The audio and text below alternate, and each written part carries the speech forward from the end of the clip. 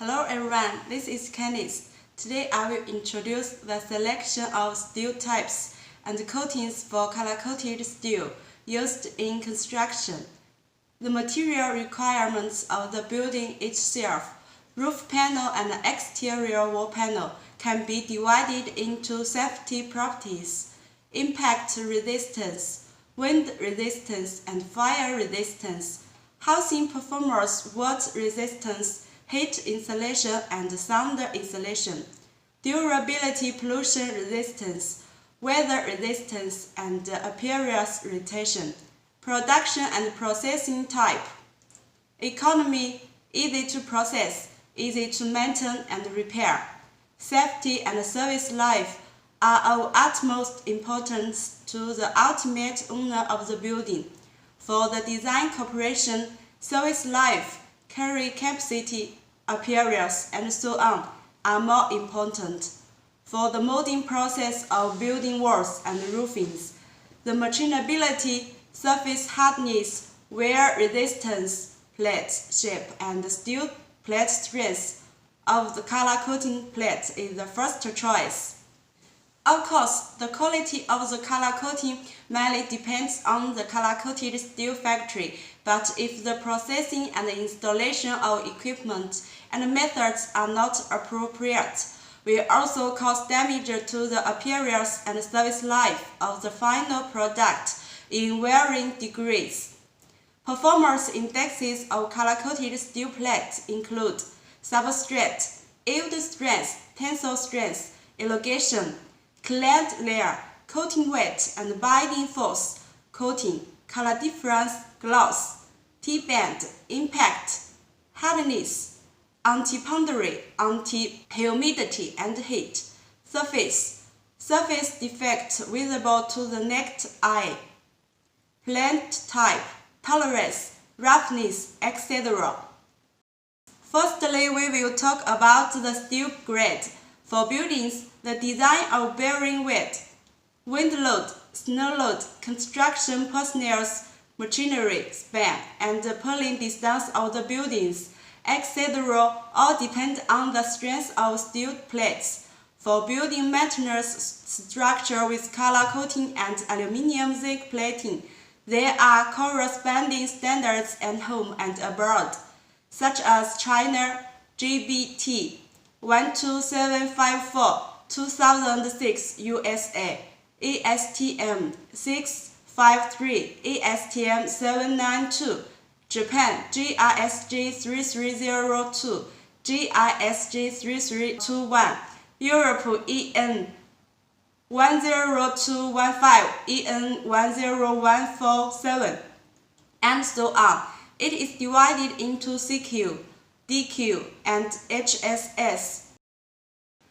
FH for hard steel by steel types.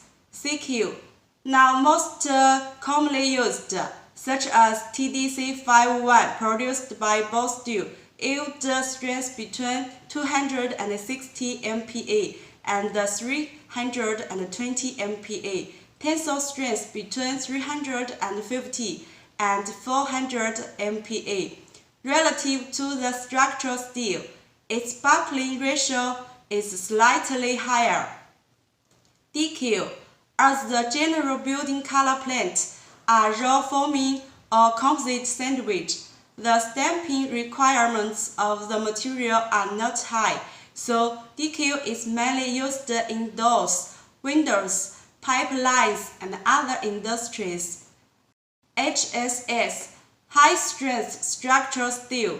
According to European standard HSS, it can be divided into 4 to 5 kinds of steel with different strengths. However, because ordinary CQ grade material has been able to replace HSS steel with low strength, most steel types with yield strength of 290 MPa and 345 MPa are used in the market. The TS280GD and the TS350GD produced by both steel are these two kinds of steel. Compared with ordinary CQ, HSS steel has several advantages. The first one, the steel has good fire resistance and earthquake resistance due to its low buckling. The second, compared with the thick steel plates, it can make large span arched plates. The third, for general exterior walls and roof panels, it can be thinner than CQ material, so as to save material consumption. Secondary is the selection of coating. Coating is to ensure the durability of the building, corrosion resistance, and consideration. Different uses can be selected by different coating and thickness to meet its service life. The first one, plating layer. The common coating used in construction is hot-dipped galvanizing and hot-dipped aluminum zinc. For color coating, the application fields of the two kinds of substrates are not very different. In the relatively acid environment, aluminum zinc substrates are a better choice. And for the use of wet, alkaline environment, galvanized substrate incisions corrosion resistance can be reflected. For coating thickness, on the roof panel and cladding, the general requirements for hot-dip galvanized 180 grams per square meters or about 26 mil, 100 grams per square meters or galvanized or zinc with aluminum plated about 27 mil. When using the environment in heavy industry or the beach, foreign-related association will have a minimum amount of galvanized, as the Australian standard ECCA specification requests content of 275 grams per square meters, or galvanized layer about 38 mil, aluminum zinc plating about 40 mil, i.e. 150 grams per square meters. The second, the coating. To meet the user's color needs and durability requirements. For the processor, it has to meet its processing performance. Therefore, it is necessary to specify coating types, colors, and gloss and coating thickness when ordering. Now, commonly used steel coil coating top coat varieties are polyester, polyurethane, silicon modified polyester, fluorocarbon, high weathering polyester. Prime and back paint varieties are epoxy polyester, polyurethane, and so on. The choice of color is mainly to consider the match with the surrounding environment and the owner's interest, but from the practical technical point of view, light color thermal reflection ability, small contrast after double differentiation if the cleaning and maintenance are proper. Long service life will be more beautiful. For gloss, in the outdoor use of color coating board, light loss is the earliest phenomenon, especially for high gloss products. The initial light loss will be very fast. It lasts for a long time when the gloss drops to about 20, which can now be used for a few months. Because outdoor building paints are generally low light.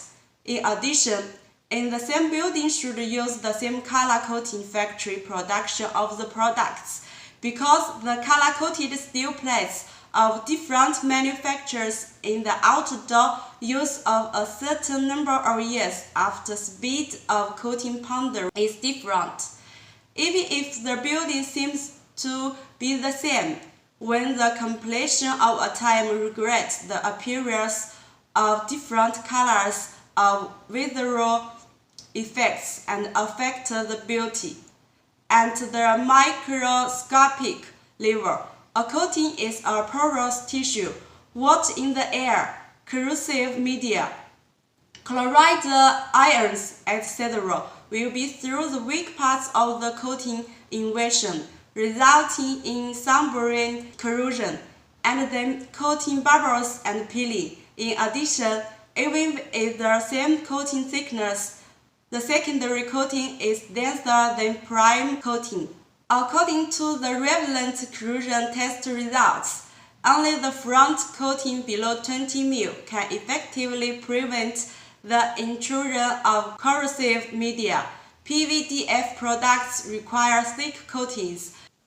On the back of the coating depends on the use. The sandwich panel only requires a shear bonding primer, and the molding steel plate, due to the indoor corrosion environment, is also required to be coated with too. The thickness of at least 10 μm above. Okay, thanks for your watching. Bye.